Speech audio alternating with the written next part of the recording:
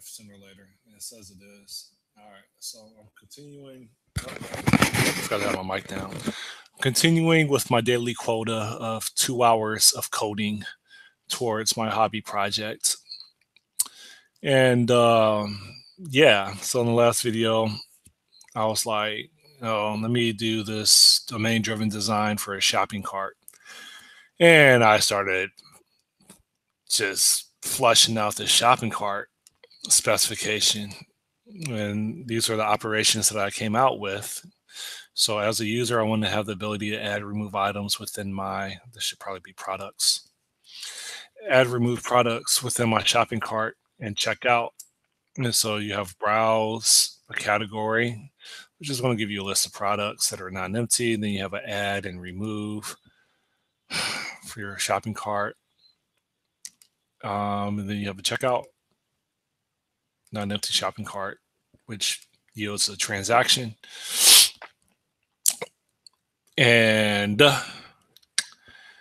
I left off in the last video with the tests, which I implemented. If I do Control ML, I implemented the browse beverages, browse food, right? Browse food or browse foods? No, it's browse food. Food is plural, should be. But then again, I could have sworn I've seen some like aisles that have a sign that says foods, whatever. So browse beverages, browse food. And so those were implemented. And this is just to solidify the design that I came up with initially. And so now we should probably start with add a beverage to a cart. And so in order to accomplish that, you want to start with food, maybe. That's the category that we're choosing. And invoke the browse operation. That's going to return you a list of food items, right? So we could say this is going to be foods. And see, I'm confused. Like, can I say foods? And list of foods. This is a current list of foods. Food is any substance consumed. All right, so I guess I could say foods. Okay, what's this over here? And this is Odie. And maybe I could hop on with him. And hold up 1 second. I'm actually might stop this. I'm not going to stop. I'm just going to keep on recording. And so let me take this. How do I do this? I don't even know. Do I do that? I don't know which one I do. And let me go over here and say Twitter. And my messages. I don't know if that's going to work or not. I guess I'll find out. I wonder if he's going to be able to join it. He should. I guess we'll see. And so that kind of threw me off, but we'll see if he joins because I'm interested in doing something. Anyway, add beverage to cart, and this is all off. Beverage and food, these are completely different. This should be add food to cart.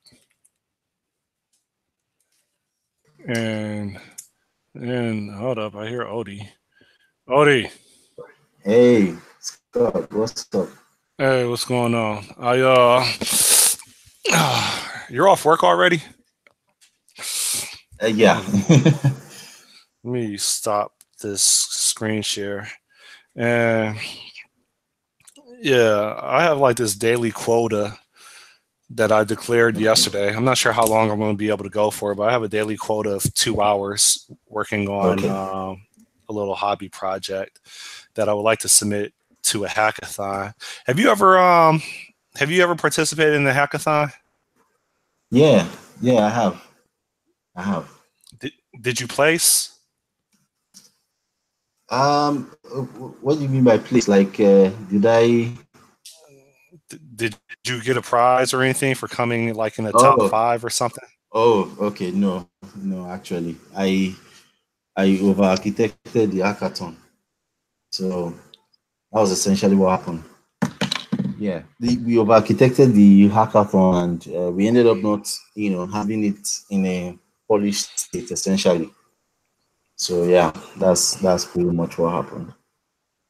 Okay. Yeah, so like I don't know. I'm in there. There's a couple things that I'm like trying to get into. I'm kind of split, right? I'm Okay. about to go like balls deep into Amazon to be a seller and have some Chinese manufacturers build out some stuff for me to sell on there.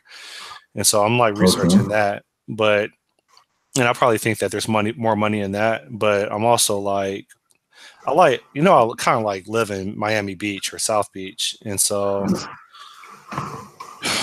there's I know there's like there could be a useful application for people that are at the beach, whether they're running on the beach or they're chilling with friends and family that may either run out of beverages or food, or they never brought it with them, but they just it's very convenient because now they're thirsty or now they want to like eat something. And so I was thinking about like do you guys have like Uber Eats in Nigeria or Instacart or anything like that? Yeah, yeah, we do. It's called I think Jumia Food or so.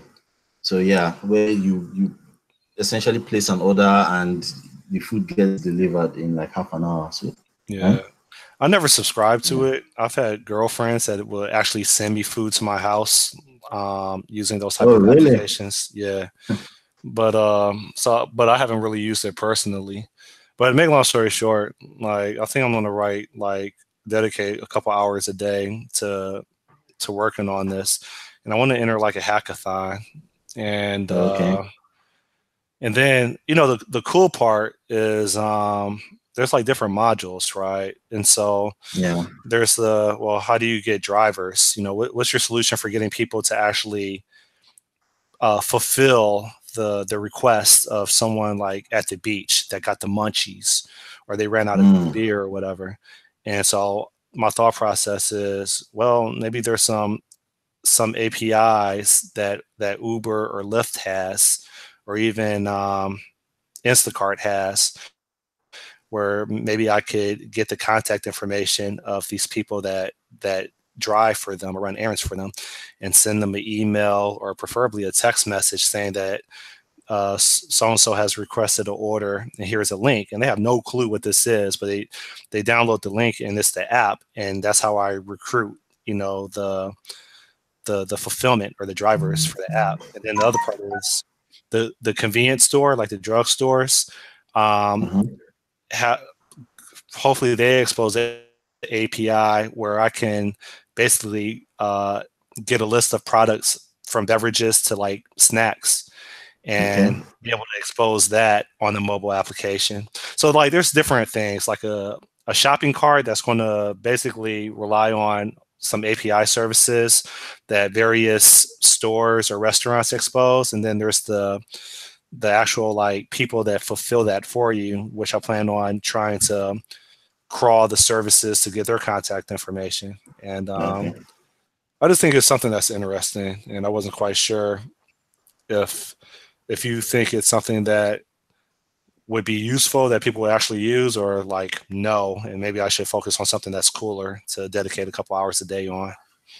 Uh, okay. So, I think it's a cool concept, and I think it has traction. But me, okay. So I can only speak for the ecosystem here, right? So, such an app would actually work here in Nigeria. But I don't know about the US and how the US ecosystem is. But I want to believe, not I want to believe, I believe it will actually, but it works here in Nigeria. But at the moment, there's only one company that does it, so they're like a monopoly of sorts. So it wouldn't hurt to have more competition for them, in my opinion. But yeah. Yeah.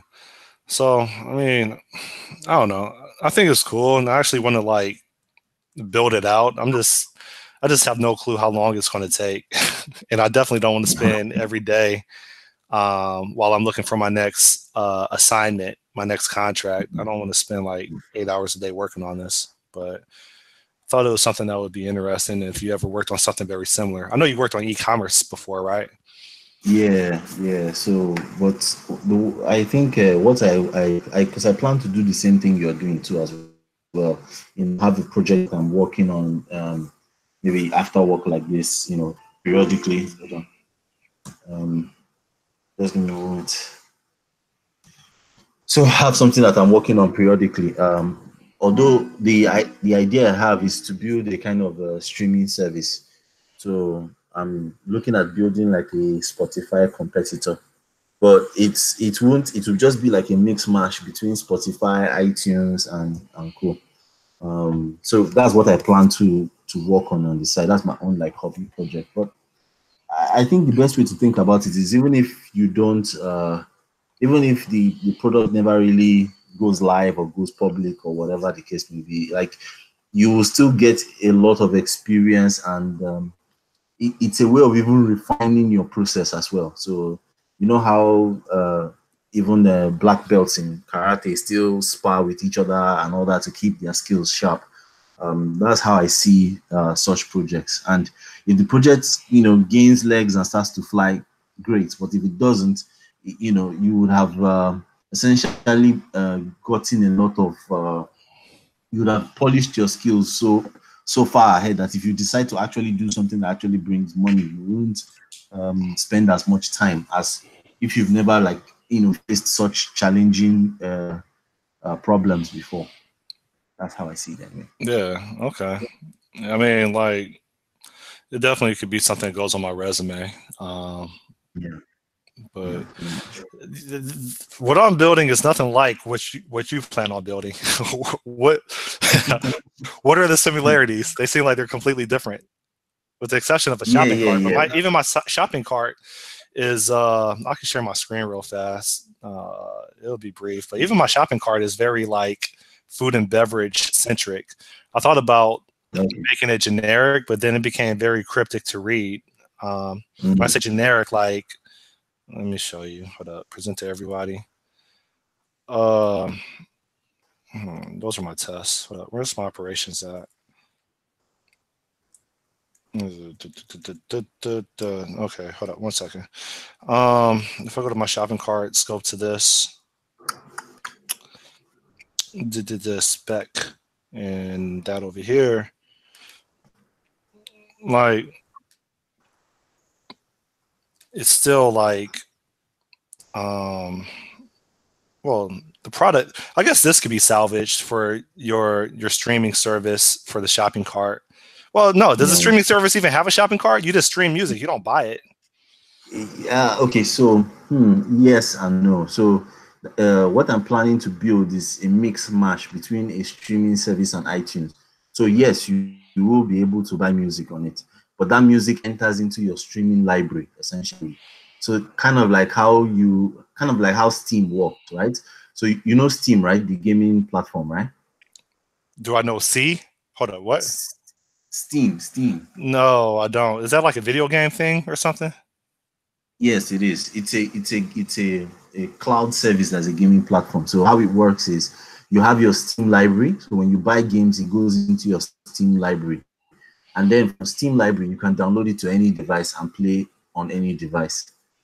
So it does have a shopping cart, but although in the case of games, you can't really stream games that easily. But what I'm looking at building is something like that. So you'd be able to like buy music and add it to your library, and from your library you can now like stream the music. So imagine if all the music on Spotify was your own customized music. It was like music that you care about. So, for example, if you are a hip hop head, you won't see jazz or classical or rock or whatever. You just see just the music you care about. That kind of a thing. And even when it's making recommendations, it will recommend based on your library, something like that. So is this something that is a hobby to you, or is this something that you would consider as like making money off of? Because it seems like there's a lot of streaming platforms already out there like that, or no? Yes. Yeah. Okay. So all the streaming platforms that exist, probably with the exception of Apple Music, but even Apple Music is separate. So what streaming? Think about the business model of streaming services. What streaming services are doing is they are giving you their music to listen to, right? So they have to get licenses for that music. They have to work with um, essentially the record labels and so on and so forth. Whereas with iTunes, it's your music that you are listening to. So you have to purchase that music yourself. So after you've purchased the music, then iTunes just helps you manage it. So what I'm looking for is something in between. It's not a full streaming service, neither is it a full music management. It's somewhere in between, right? You buy music, it goes into your library, then from there you can stream it as much as you want. Okay. But you can only stream your music, obviously. So if someone else comes on the platform will be completely empty for them. Then they get to populate the streaming service with their own music. That kind of a thing. So, okay, so to answer your question directly, is it a hobby or is it something I plan to make money from? It's a little bit of both, right? I know that there are so many streaming services already, and the chances of someone just coming and uprooting the big players is almost impossible. Not to mention all the backhand deals with the record labels and all that. But the way I see it is, if I'm the only customer of the platform, then it's a success. So it's a kind of a hobby, sort of. So it's a personal tool. Yes, it's also a personal tool. But if it turns out that maybe it's helpful to a lot of people, if it turns out that it's helpful to maybe 20 people, it's still a success to me. So at least that's how I see it anyway. So, all right. So I'm not trying to kill your inspiration. I'm just kind of being devil's advocate, but also like being truthful with what I do.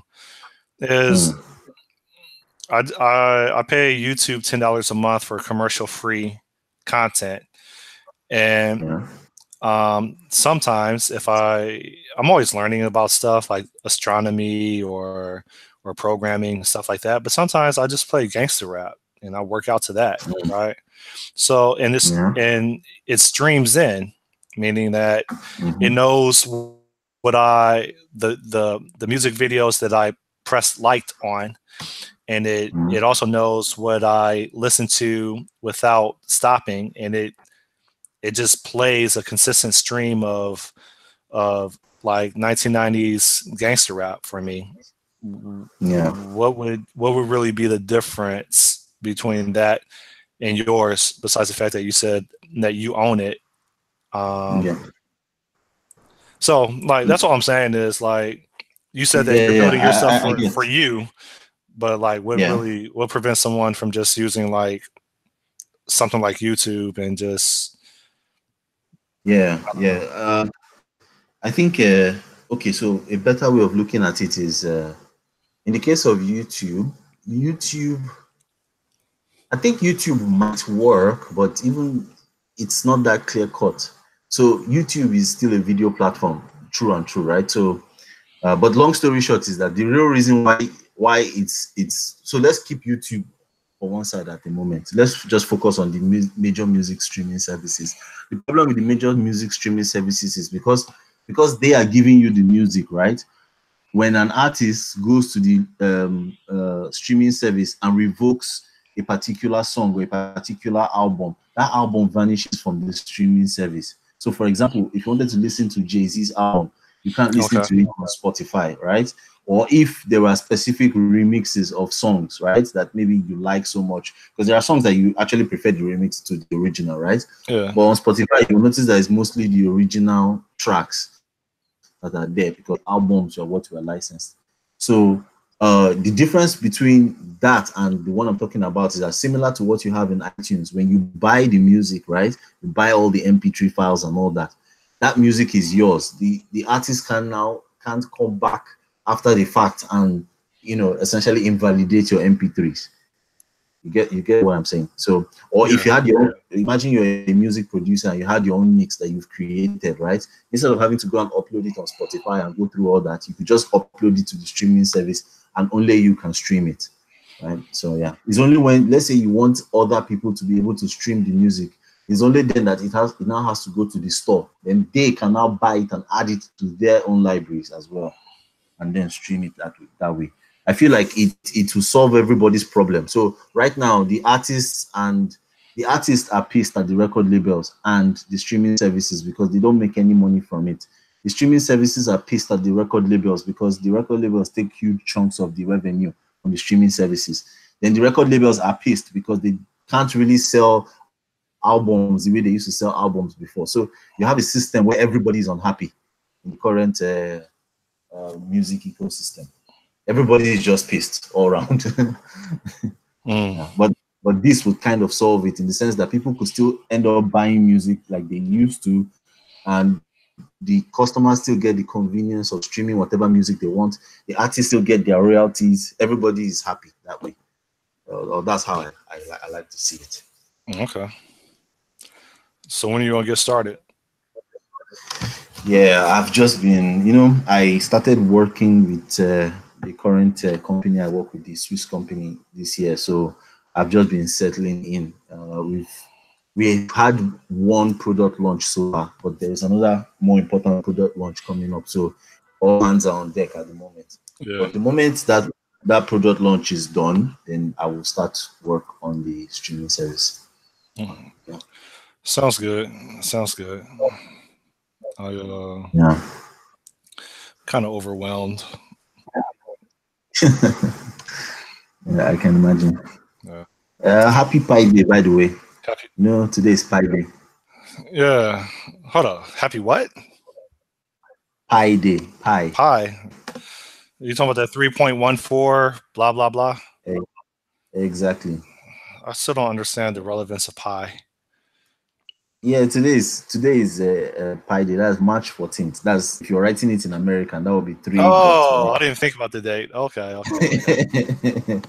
Yeah. So essentially, they're celebrating the number pi, which is the universal constant that of the ratio of the circumference of a circle to the diameter. Yes. Nerd. There's two constants that I think rule the universe. One is pi, which I don't really spend that much. I don't spend any time entertaining. The other one is c. You know what c is? Yeah, speed of light. Yeah.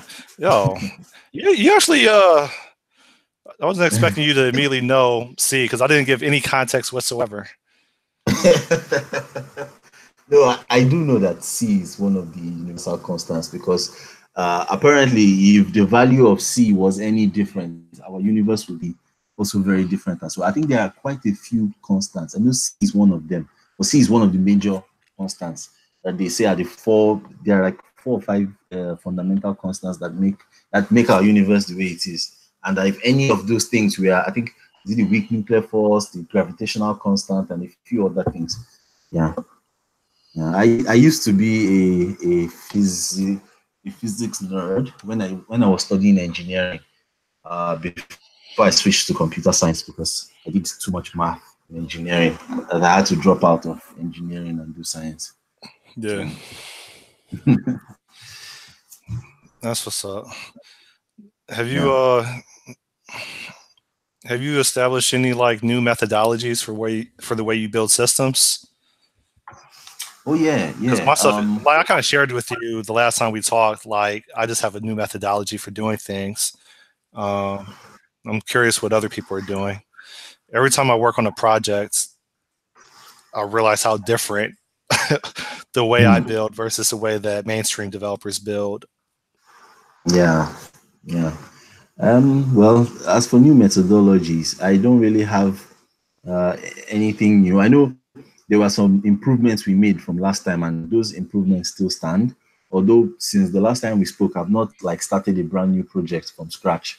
But if I were to, I would essentially follow that pattern as well.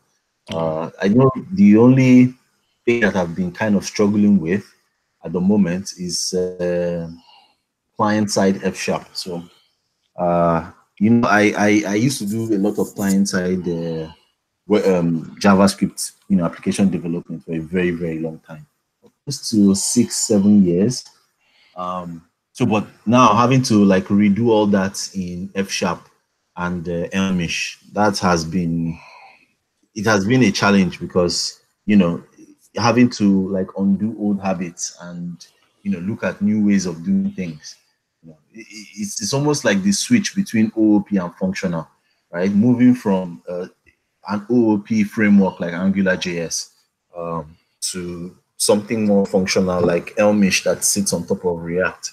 It's a completely different change of mindset because you have to constantly be thinking about the way the state flows and the state changes and all of that. So it's not impossible. It's just been mind bending for me. Yeah. Yeah, I'm I'm not a fan of. I'm currently not a fan of Elm based on my limited skill set of building things with it. Um, it just may be because I'm ignorant to how I could do it better. But I just remember, like, I mean, you remember the Elm code that I Yeah, wrote I for did. the main Elm, and it was like 1,500 lines of code. Like, I don't know how to like Break it apart. modularize. Yeah, like the main file. Like, I don't know how to break it down. So And when let I me. posted on Stack Overflow, like people kind of said, "Yeah, it's complicated if you really want to break it down." So you you Actually, you defined all your messages in the main file for the entire system, for the yeah, yeah, entire yeah.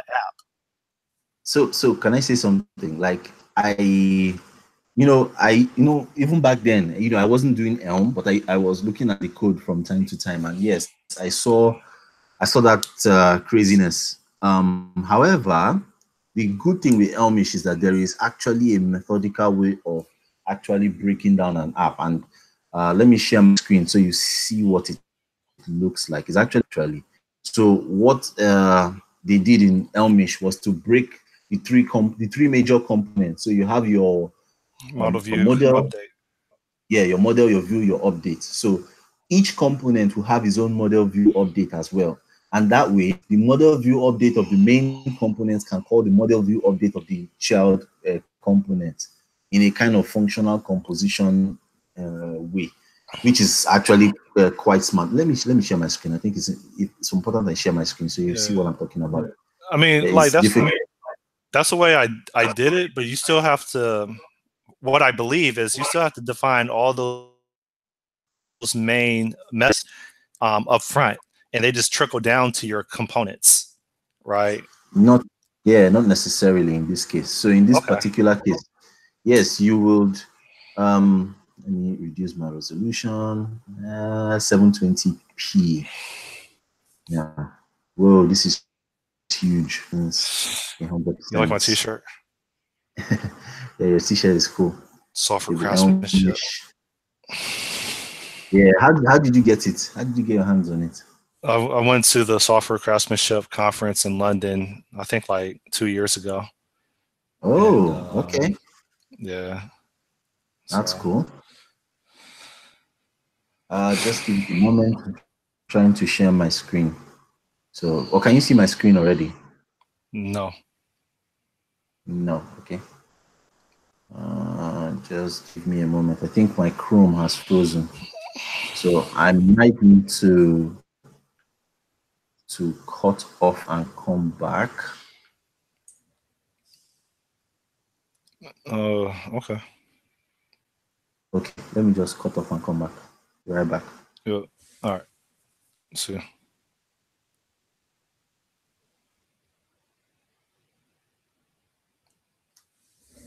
And he's gone. And checking my messages. Oh, you're back. Yeah, so let me I share. wasn't sure if I was supposed to hang up or not. Oh, okay. No. Let me share my screen. Do recruiters like call you? Yeah, they do. They do. Like from India? No, it's mostly emails though, and it's mostly from the EU countries, so European countries. Okay. So, can you see my screen? Is it better? Yeah, I see it. You can see my screen. Yeah. All right. All right. So, do you see what's going on here? No, I just see your profile image.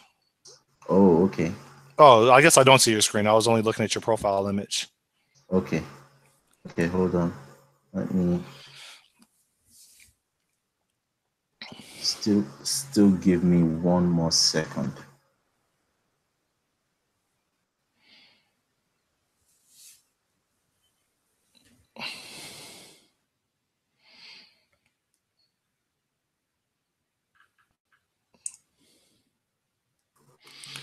Why is everybody trying to give me a job in Atlanta? So I'll switch that off. Click share screen. Please don't fail me.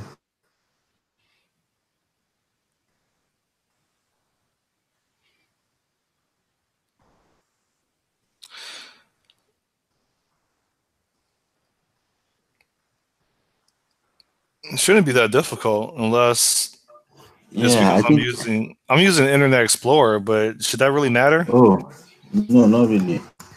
Or It's I'm from using my end. Edge, should I say?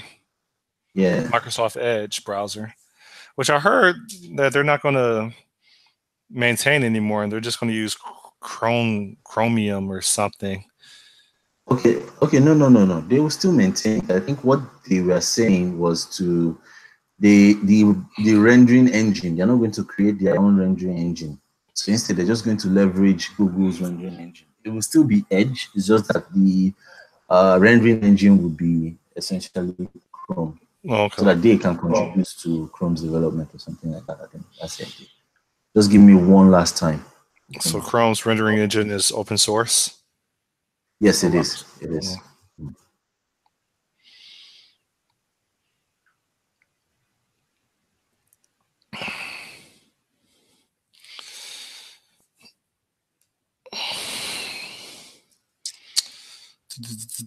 The shopping cart.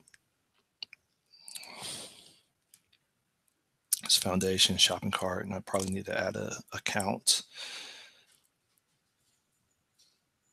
If I add an account on here, then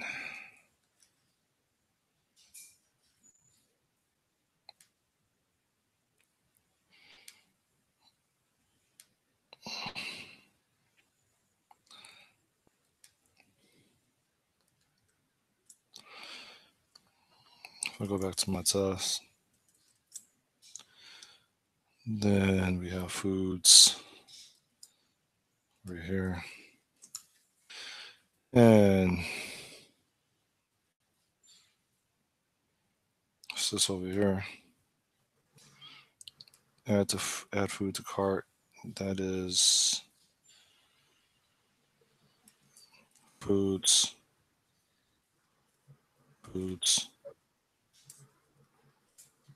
And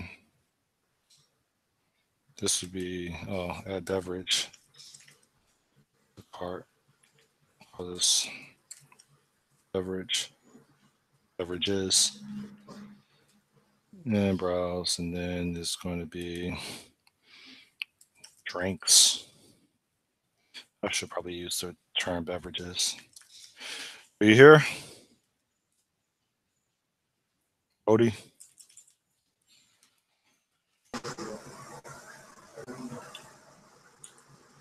All right. Believe it or not, Internet Explorer worked.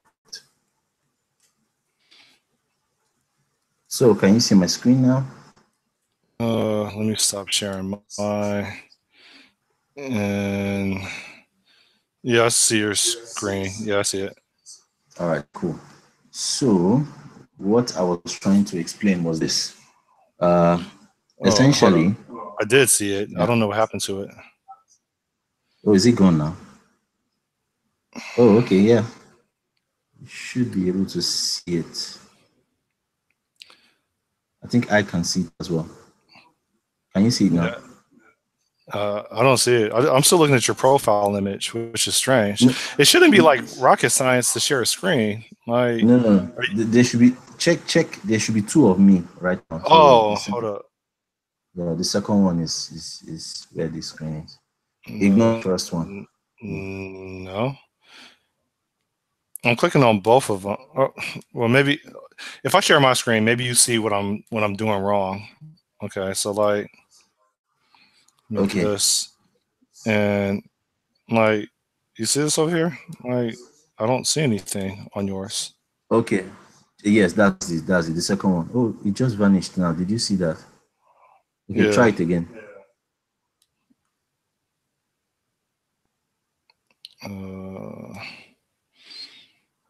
Okay, that's me. Hold on. Can you see my screen now? No. Let me stop sharing. Hold up. Crap. I mean, every time okay, I see it now. Okay, you see. Okay. Man, why was that so complicated? Okay. I have no idea. Okay, so this is a simple like a Fable Elmish app, right? So it essentially uses the classic web tools like npm. Like npm package or JSON and so on and so forth. But the key thing I want you to see here is when we go to the source, right? You will notice, so I can easily, where's the F#? F# window is still not coming up, but anyway, whatever. So if you come here, right, to app.fs, right, this was essentially your main.fs, if you remember. Yeah. Right? So what's going on here is that now, instead of having, this file, like scroll on and on and on, it's actually much simpler now. So this is where we are initializing the app, which we take three functions: the init, the update, and the view function. In this case is root, right? You now have something for parsing the URL.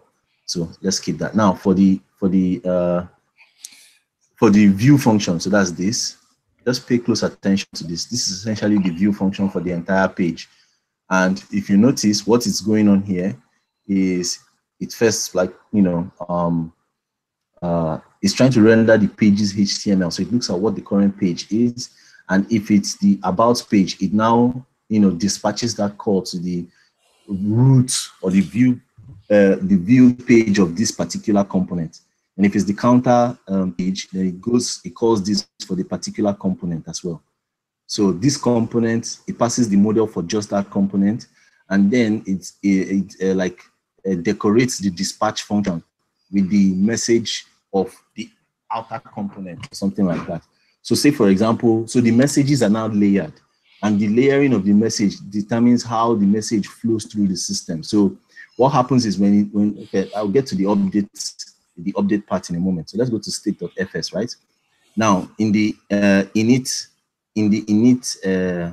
function, what it's doing is that it's initializing all the subcomponents and their different states, and then the commands that come out of it, right? So it gets all the states together, and then what does it do? Okay, yes. It gets the states together, then now assembles a brand new state here, right? Which is the state it's collected from.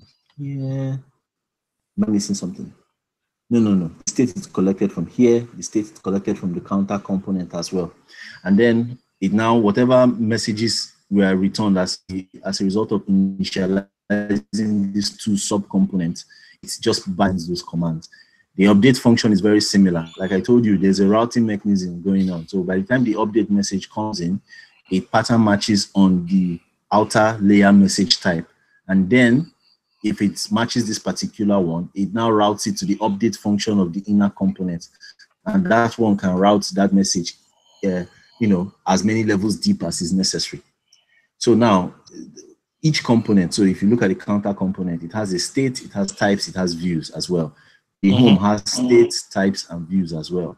The info has just views because it doesn't have any state associated with it. The nav bar doesn't have any state associated with it, and so on and so forth. So let's look at the counter, for example. So for the counter, you will notice that the model is now a lot simpler because now it's only focused on just its own state, okay, which is what you're looking at here, and its own initialize method as well. Then you now have the types, which is just its own types, and you now have the view function, which is just its own views as well. So I think what I should do is, let me go ahead and get a visual idea of what I've been talking about.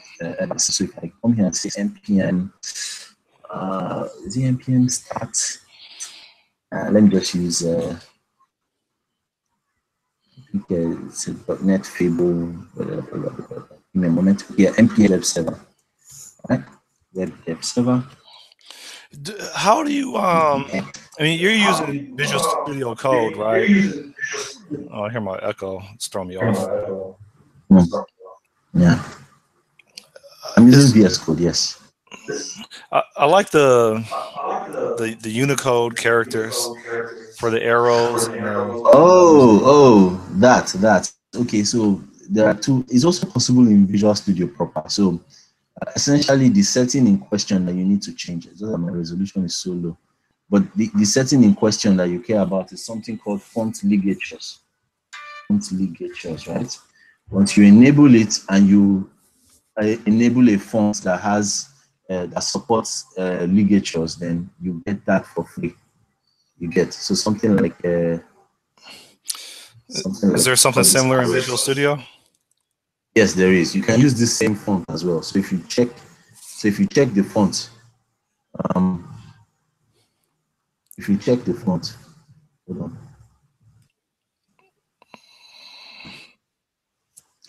font here, let's see. Let's see fonts and colors under the tools options. Yes. The particular font I'm using is called Fira Code. So once you download and install this Fira Code, just change it in Visual Studio to Fira Code and enable these font ligatures. That's all. And you all of a sudden you get these nice arrows and stuff. Yeah. So speaking of which, I think the app has compiled. Let me go ahead and run it so you can see what I'm talking about. Let's look at Yeah, so this is the app, right? As you can see, this is the Elmish app. We are currently in home, and we can click counter, we can click about, and so on. The beauty of what do they call it? Of Fable is that it uses like regular JavaScript, what's the word? Tooling. So because of that, you don't have one main file that has like thousands and thousands of lines of code. Instead, what you can do is it does two things: tree shaking and bundling. So the tree shaking aspect is, I wish I could run it for you so you see. When I deploy the app, right, it's going to. I think I know what that is. Yeah. It's when instead of let me see if I can answer this one. I thought tree shaking was something that Elm introduced, where instead of it does like static analysis or something, and instead of it only publishing the DLLs or libraries, it goes more granular, and it will actually create or publish the libraries of functions that are actually being called and being referenced. And so it shrinks it even more. So you may have some methods that are never called, and it will just, based on like some type of static analysis, identify those methods and weed them out and give you a more refined, consolidated library to publish. Is that accurate? Yeah, that is 100% accurate. That is essentially tree shaking. But the extra advantage you get with F# is that it also does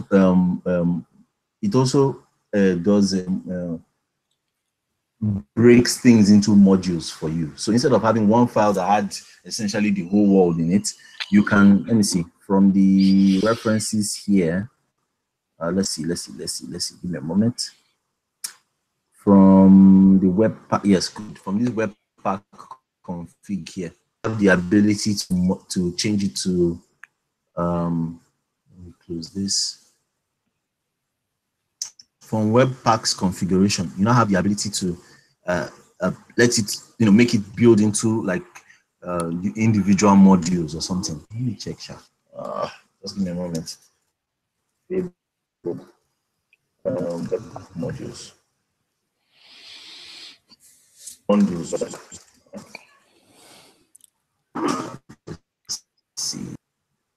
Let's see. I know I read about it somewhere, but let's see.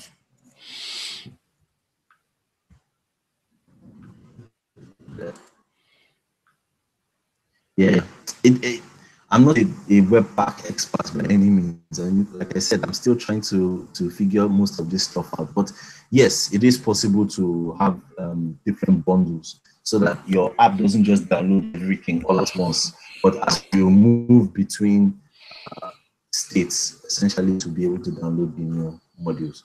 But back to what I was talking about, right? So as you can see now, we have 3 separate segments, and each segment essentially maps to each of these folders you see here, right?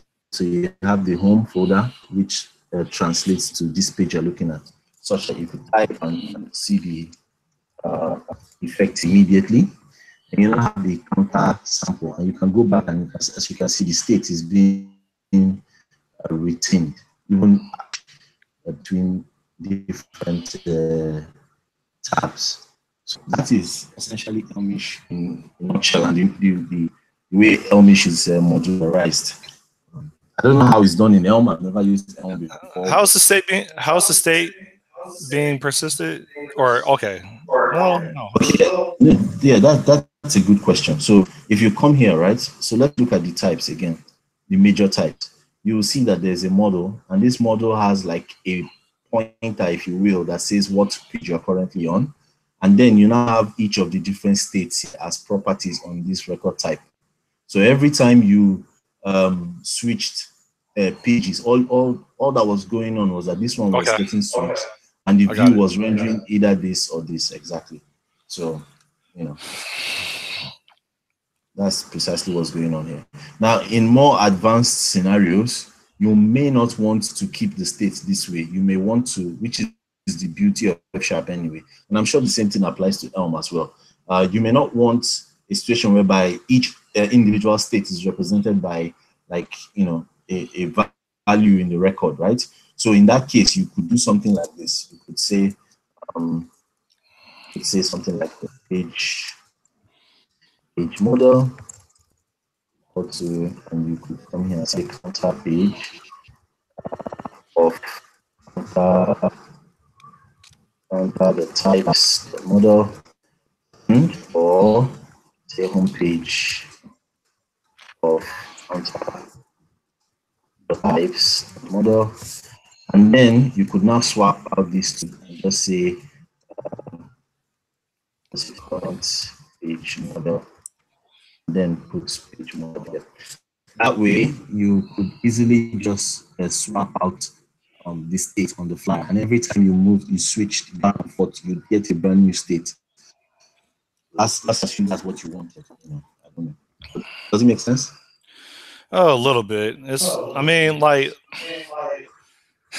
I don't know. This stuff still looks kind of cryptic to me. I was more intimate with this, 2 years ago when I was messing around with Elm? Yeah.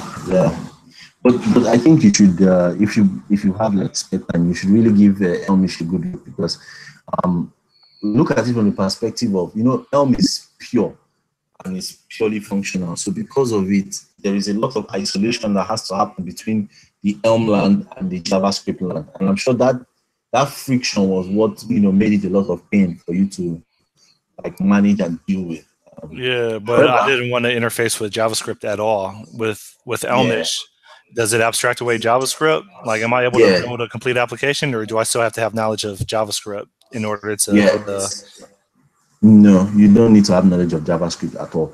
Knowledge of JavaScript helps, but as you can see, the project is just pure F#. There is nothing JavaScript here at all. And again, in fact, I would even argue that Fable is even closer to, like, Fable interfaces really well because you have the concept of having impurities. That's not to say that you'll be coding impurities, but like in order to make integration seamless without having to use pipes and ports to go back and forth and all that, right? Fable just integrates very nicely with JavaScript, and evidence of that is this. So let me show you something. Let me show you Fable. Is it officially released yet, or is it still like beta? Oh no, it's official. In fact, we use it in production in quite a few apps at my place of work. So, for example, there is this to show you like Fable's integration with neat integration with JavaScript.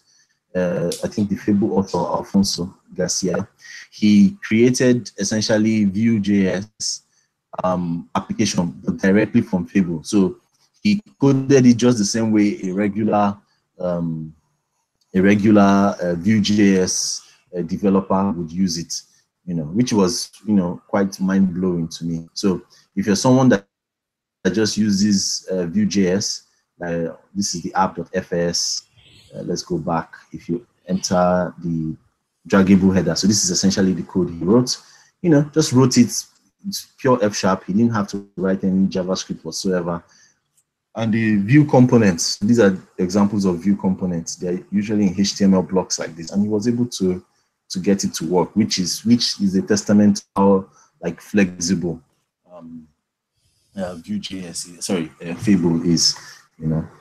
Something that is like it's a viable alternative to JavaScript. That's how I see it anyway. Okay. Yeah. There's so much to be aware of.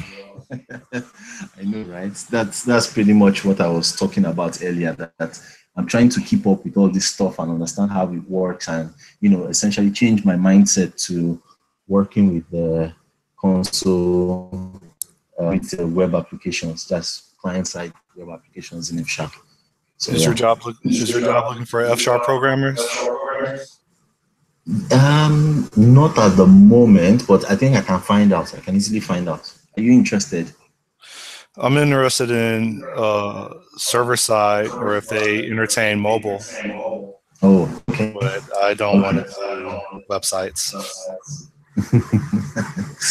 Yeah, I get that. But for me, it's a thing of necessity, right? So like I have projects I want to work on. I have to do client side at some point, right? So I might as well just learn the Fable way of doing it and just flow with that. Yeah. I mean, I definitely think I'll have a head start if I ever start investigating Fable, just because I have so much reference code from the Elm project. Exactly. All right, I'm tapping out. All that code you showed me, be dizzy. No problems, bro. Let me sharing my screen. All right, now take care. Yeah, take care. Thanks. Bye. Bye.